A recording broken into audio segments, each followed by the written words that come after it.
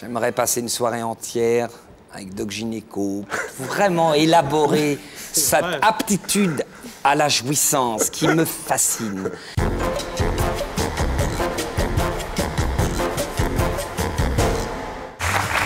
Fabrice Lucchini, bonsoir. Bonsoir. Beaucoup d'emails pour vous. À quand une nouvelle prestation de Fabrice Lucchini sur le plateau de Tout le monde en parle? Par exemple, Delphine Guillaume de Paris me dit « Dès qu'il apparaît sur l'écran, mon cœur se serre et mes jambes s'écartent. » Non mais c'est vrai, hein. Non mais c'est incroyable. Alors donc bonne occasion de vous revoir à l'occasion de la reprise de L'arrivée à New York, qui est donc la partie américaine du Voyage au bout de la nuit de Louis-Ferdinand Céline, au théâtre de la Gaîté-Montparnasse, 26 rue de la Gaîté, qui avait été joué jusqu'en avril 2001 et qui reprend maintenant jusqu'à quand? Jusqu'en juillet. Bien. Vous savez comment on fait, Fabrice? La publicité? Merci. Vous êtes très gracieux, ça me fait plaisir. C'est pas comme d'autres, connard. Bien. Alors, l'arrivée à New York, ça se situe où dans le bouquin, dans le Voyage au bout de la nuit? C'est le troisième. Il y a la guerre de 14, il y a l'Afrique et il y a l'Amérique. Oui. Et le 11 juillet, cher Thierry, je fais l'intégralité, le 11 juillet à la Gaîté-Montparnasse, la période américaine et l'installation du docteur Destouches à la Garenne-Rancy, c'est 3h20 de spectacle. Plus une prolongation, ça va dans les 4 heures, quoi. 4 heures. Alors, bon, bah, quand on voit le spectacle, effectivement, première phrase, c'est New York vertical. Figurez-vous qu'elle était debout, leur ville, absolument droite. Absolument droite. New York, c'est une ville debout. Oui. Ah mais c'est très beau. Ça a été écrit en 1928. Il faut aller voir Fabrice. C'est une très bonne façon de rentrer dans ces lignes, c'est d'aller voir Fabrice restituer les J'ai Beaumarchais chez moi. Ouais. Il a la vidéo de Beaumarchais. C'est pas mal. Hein. Description aussi des chiottes de New York est incroyable. C'est comment?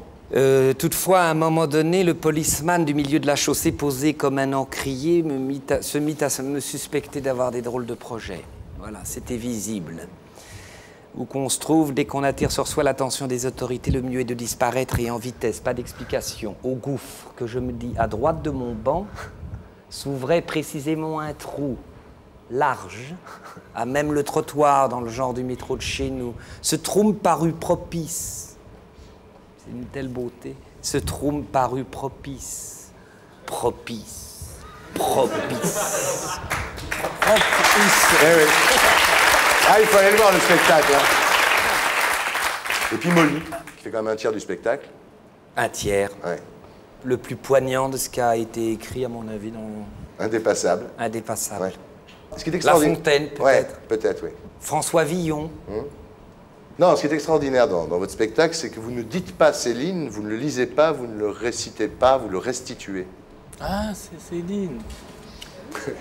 Ah, d'accord. Quand on arrive vers ces heures-là, en haut du pont Colincourt, on aperçoit au-delà du grand lac de nuit qui est sur le cimetière les premières lumières de Rancy. Rancy, c'était Clichy. Les premières lumières de Rancy. C'est sur l'autre bord, Rancy. Faut faire tout le tour pour y arriver. C'est si loin. Alors on dirait qu'on fait le tour de la nuit même, tellement il faut marcher de pas autour du cimetière pour arriver aux fortifications. Et puis, ayant atteint la porte à l'octroi... Mais comment tu fais pour la mémoire? J'ai essayé de faire une intervention du quartier. Oui. Il a un secret, il fume pas de bœuf. Pont Colincourt, 18e. Déjà, bon, vous êtes du même quartier au départ. Oui. Hein. Sauf que lui, Je suis né rue Custine, au métro Château Rouge. Voilà. Ah bon? Bien sûr, Ben j'y oui. habite. Il n'a encore. jamais renié la rue d'Henri-Raymond et tout ça, Fabrice. Moi, j'y habite. T'es plus fort. Voilà. Vous restituez, Céline, plutôt que vous le dites. Oui, il faut essayer de restituer. Alors, la difficulté, c'est d'essayer de ne pas restituer les mots. Oui. Ce qu'il faut essayer, c'est de comprendre, enfin de comprendre, pas tellement de comprendre, c'est essayer d'être en coïncidence avec l'esprit qui a été à l'impulsion d'une phrase. C'est une ambition qui est énorme. Qu'est-ce qui s'est passé quand Rimbaud a écrit « Aller retrouver quoi l'éternité » Alors le mec peut le dire, hein, peut le faire. On peut le réciter tant qu'on veut, si on comprend On peut pas. dire « Aller retrouver quoi l'éternité » Tu vois, on peut tout dire. Comment il l'a, lui, éprouvé. Voilà. C'est un projet bizarre. La restitution. Voilà. C'est une phrase magnifique de Jouvet. Le problème de l'acteur, c'est la restitution. Voilà. Alors souvent, vous reprenez des phrases, vous reprenez des phrases, vous reprenez des phrases, jusqu'à ce que le public les ait bien comprises. Je reprends des phrases parce que d'abord, j'y suis pas tout le temps et j'essaye, comme un musicien, d'essayer de retrouver. J'ai la chance d'avoir la liberté d'essayer de me dire, tiens, là, j'ai chargé. Ouais. Et puis c'est tellement étonnamment beau qu'il ne faut pas se laisser aller qu'à l'histoire. Vous réagissez quand il y a quelqu'un qui tousse dans la salle, par exemple? Si je sens que c'est une toux qui n'est pas affirmative, je l'intègre en me disant, elle a un problème de toux, cette personne. Donc au contraire, je suis plein d'amour, au contraire, enfin plein d'amour. Si je sens une toux arrogante, la toux, j'ai payé 220 balles et je t'emmerde, je vais t'emmerder ton spectacle, là je peux arrêter, puis je peux lui dire, c'est embêtant. Il y a des apartés, il y a des incidentes. Pas tout le temps. Ouais, pas tout le temps. Une fois Bouquet, Michel, l'acteur, le grand acteur français, enfin le plus grand acteur français, jouait une pièce de Félicien Marceau. J'essaye de l'intéresser, parce qu'il ne me donne pas du tout de sensation. Il faut dire Sophie Marceau pour l'intéresser. Ah bon, alors, pourtant. Félicien Marceau, c'est un auteur de théâtre, et puis Michel Bouquet jouait une pièce qui s'appelait L'œuf. Oui. Et alors, il sortait d'un œuf. Et pendant quelques minutes, il ne disait rien. Tu sais, il était immobile comme ça. Et le public est tellement plus habitué à être très discret dans le théâtre qu'il y en a qui disaient « Il a vieilli !» Ah bon? Mais qui veut créer une atmosphère totalement multiraciale, tu sais. Une sorte de « touche pas à mon pote », une incarnation languienne de la réalité. C'est la semaine de la fête de la musique, en même temps, Voilà. c'est normal. Non, ce qui est le plus incroyable, sérieusement, vous êtes un acteur de cinéma très bien payé, vous gagnez beaucoup d'argent quand vous faites un film aujourd'hui. C'est énorme. Et vous êtes là à faire découvrir Céline à des gens dans un théâtre qui n'est pas très grand. C'est un... Non, mais c'est quoi? C'est un sacerdoce, non? Je sais pas, vous pourriez être à Deauville, à Saint-Tropez, à l'île Maurice. Il faut avoir une grosse... Avec des blondes décolorées, des hors-bords, mais non? il faut avoir une énorme capacité... Enfin, il faut être très fort pour savoir être à Deauville ou en vacances. Psychiquement, il faut avoir un état psychique Faut être sûr de soi, supérieur à la moyenne. Moi, je trouve que c'est surtout les gens qui ne travaillent pas qui devraient être récompensés parce qu'il y a un courage. Ouais. C'est un courage énorme. Ouais. Parce que ce divertissement dont parle Pascal, Doc, ce mécanisme du divertissement dont parle Thomas Bernhardt. Qui est-il? Thomas Bernhardt est Vous avez un beaucoup de Autrichien, choses à nous apprendre un auteur formidable qui écrit des livres uniquement musicalement. Voilà. Tu connais pas du tout Thomas Bernhardt, le neveu de Wittgenstein. C'est très beau, c'est sur Glenn Gould. Voilà.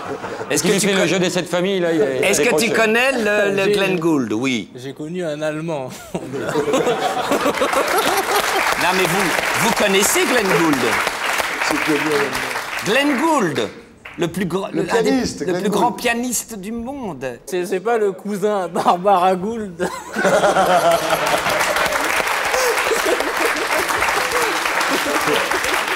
Et moi, imperturbable, je continue mon interview. Non, sérieusement, il y a quand même... C'est un sacerdoce, ça, non? Non, c'est un plaisir d'avoir... Je ne saurais pas être capable d'être... mais fut un tarpé en sedoux pour laisser errer mes pensées en errant boulevard Maine, une sorte de 18e, inquiétant et anxiogène. En fait, moi, ça m'angoisse, je ne pourrais pas, j'ai besoin de travailler. Et le métier d'acteur, si on n'a pas la chance d'avoir la scène, qui est l'endroit où on est anobli, où on est au service de quelque chose de sublime, je ne vois pas qu'est-ce qu'on va faire toute la journée. Enfin, je n'ai pas d'aptitude énorme dans l'existence, sauf que de me dire, le matin, je vais essayer de jouer. Il y a donc un plaisir dans la 16. C'est un plaisir d'essayer d'améliorer le morceau, comme a dit Guitry.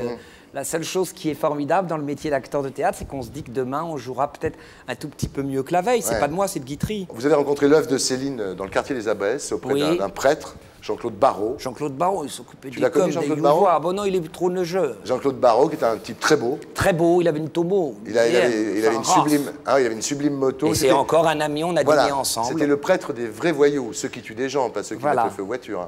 Voilà. Parce que le 18e, avant d'être devenu un endroit branché, moi qui ai 50 ans, je peux en parler, c'était un endroit extrêmement difficile.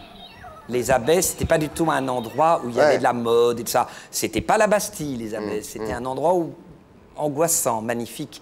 C'est cette merveilleuse phrase de Dostoïevski, Dog Gynéco, qui parle, tu sais, d'un très beau livre qui s'appelle La Maison des Morts. Ah, c'est un que j'ai pas eu le temps de lire. Ouais. Alors Fabrice, quand on vous parle évidemment des écrits antisémites de Céline, vous dites « Je ne veux pas être l'avocat de Céline, je défends son style, pas ses idées, Et ce qui explique finalement, vous dites, son antisémitisme, c'est son dégoût de soi-même, c'est sa façon de l'extérioriser. Bon, il y a des choses plus riches à dire qui ont été dites. En plus, moi, l'œuvre qui m'intéresse, c'est les 2 premiers livres. Donc, c'est 1932 et 1934. Après le Céline, après À part Féerie pour une autre fois, je suis pas comme certains grands intellectuels qui aiment mieux Nord d'un Château-L'eau, de ça. Donc, les problèmes politiques sont arrivés en 30... Je crois que les premiers pamphlets assassins sont arrivés, assassins, oui, des pamphlets, quoi, des pamphlets, où il met en cause des êtres, enfin des professions de foi, des trucs. Ceci dit, la haine, elle est totale hein, chez Céline, elle est elle est totale, elle est globale. Alors évidemment, elle s'est fixée sur les juifs et les protestants, mais elle est globale. Moi, mon truc, c'est que j'aime le chef-d'œuvre, j'aime pas... L'individu m'intéresse moyennement dans la mesure que ce qui me plaît, c'est l'effort littéraire de l'œuvre. C'est pour ça quand j'étais adolescent à 22 ans, quand j'ai eu le Voyage au bout de la nuit dans les mains, et que j'ai appris qu'il n'était pas un mec bien, ça a été tragique, tu sais, t'es dans une sorte de... T'es un peu un rimbaldien, t'es adolescent, tu voudrais aimer, adorer, et tu te dis, c'est pas possible que ce génie-là a pu être cet homme-là, donc tu refuses. Puis un jour, tu lis les livres, tu lis, et pendant des années, tu te dis, c'est pas possible d'aimer quelqu'un qui est comme ça, c'est comme une...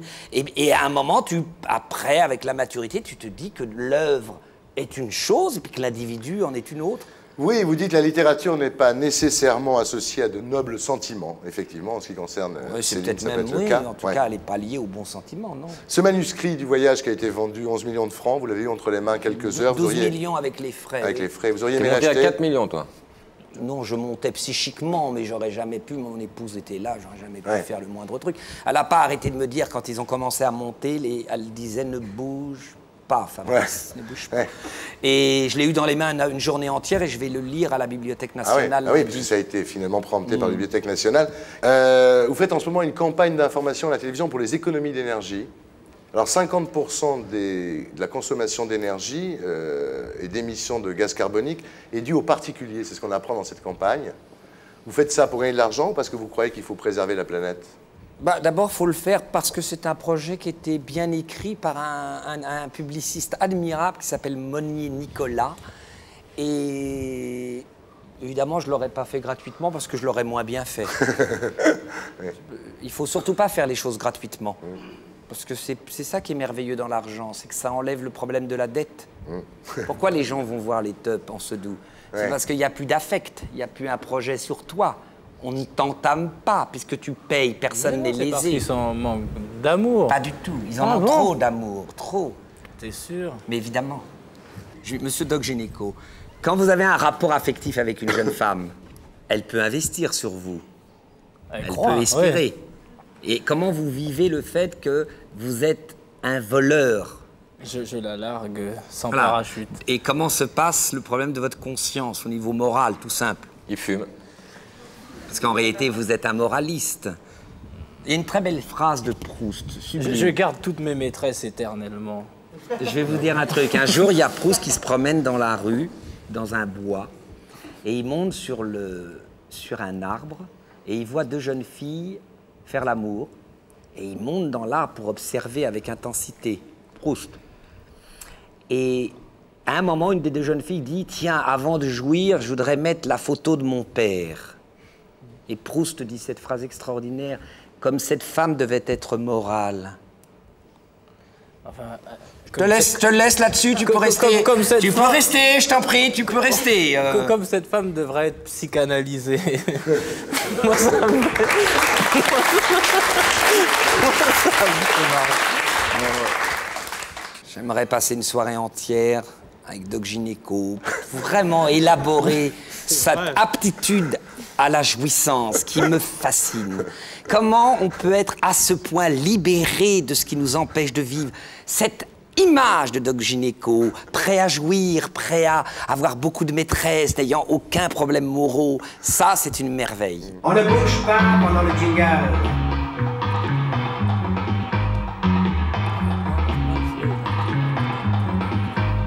Bien, interview mensonge, Fabrice Lucchini. En fait, Fabrice Lucchini, c'est pas votre vrai nom.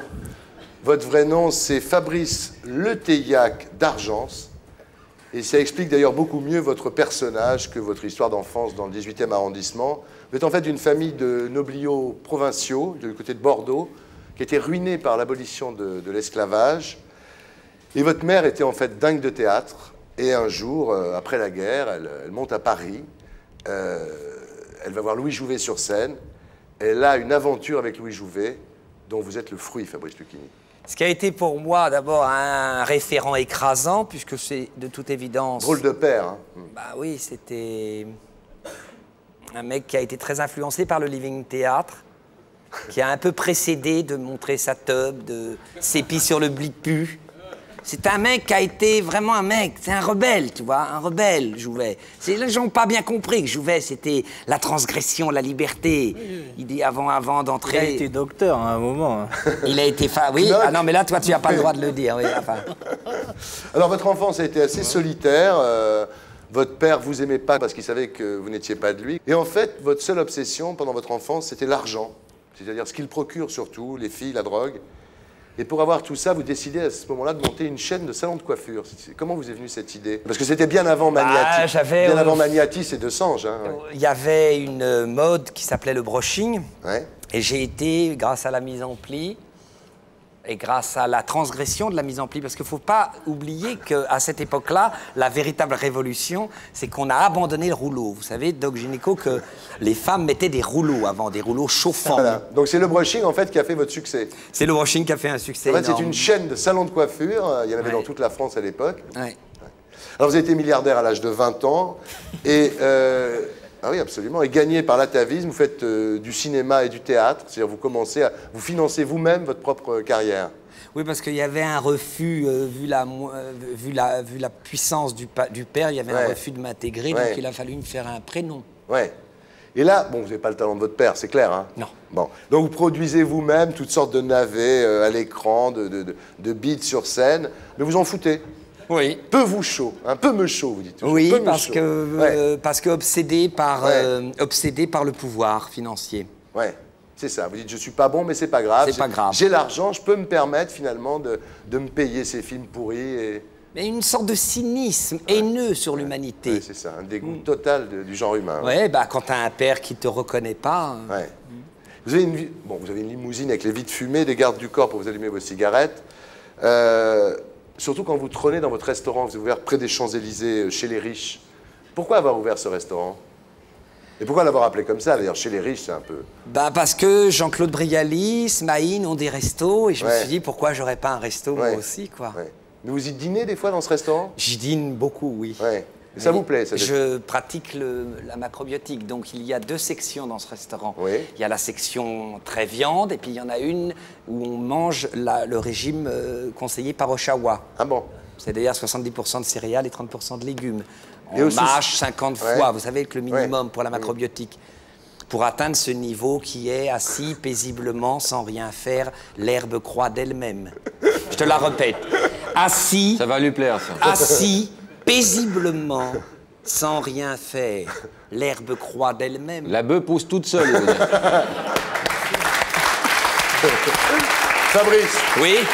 vous avez l'intention d'ouvrir une boîte échangiste au sous-sol de ce restaurant? Il faut que je fasse un travail d'acteur énorme, là. Attends. J'ai l'intention d'aller beaucoup plus loin. Je pense qu'il faut essayer de donner aux gens l'envie de moins en moins s'investir, de leur faire croire de plus en plus à cette image du plaisir constant. Il n'y a pas de solution, ni dans le travail, ni dans la passion. La passion, tout ça, c'est l'important dans l'existence, c'est d'être totalement cool. Parce que quand je suis arrivé à Ibiza, dans les années 70, tu vois, toi, tu ne sais pas tout ça, mais à Formentera, les gens fumaient des tarpés de 17 mètres. Tu comprends ce que je veux dire? Les gens pensent que tout est nouveau, mais si un jour tu as la chance de lire les grands textes de Cocteau sur le dérèglement des sens, si un jour tu as la chance de lire Rimbaud, il y a une... Vous passez toutes vos vacances en Thaïlande. Oui. Et vous dites, c'est ma façon de participer au développement économique du pays. Tout à fait. Ouais. Tout à fait. Et alors, contrairement à vous, on ne Comment ça connaît... m'angoissait, moi, cette On histoire. ne connaît... Non, mais il y a marqué en dessous l'écran, je te l'ai vous êtes dit. sûr? Ah bon? Tiens, Thierry, encore un gadget.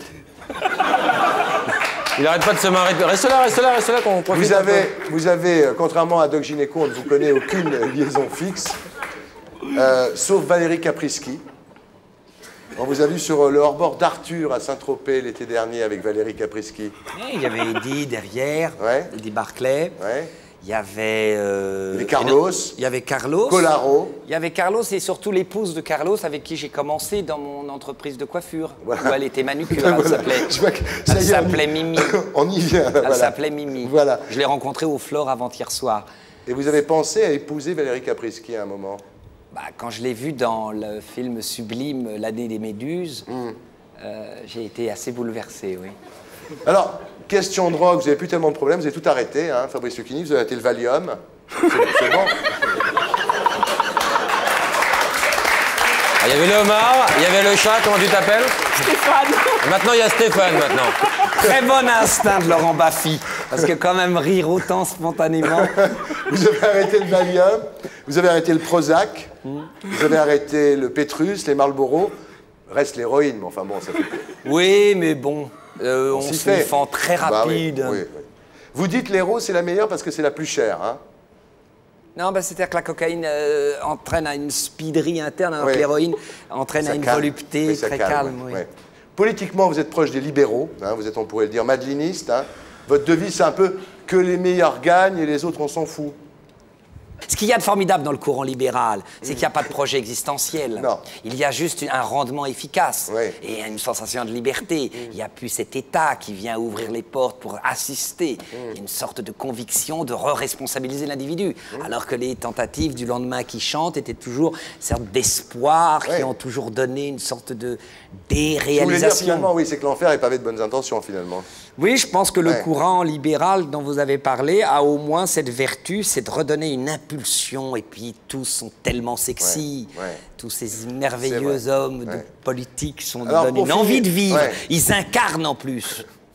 Pour finir, on va passer à vos convictions philosophiques, très arrêtées. Hein. Vous dites Dieu n'existe pas parce que je ne l'ai jamais vu. Oui.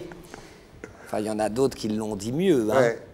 C'est Vous pas vous mal. rappelez, âgé de 30 ans, Zarathustra quitta son pays et le lac de son pays. Il se leva un matin et il dit au soleil, « Qu'est-ce que tu serais si tu ne nous avais pas pour nous éclairer ?» Alors voilà, je suis comme toi, j'ai besoin que des mains se tendent.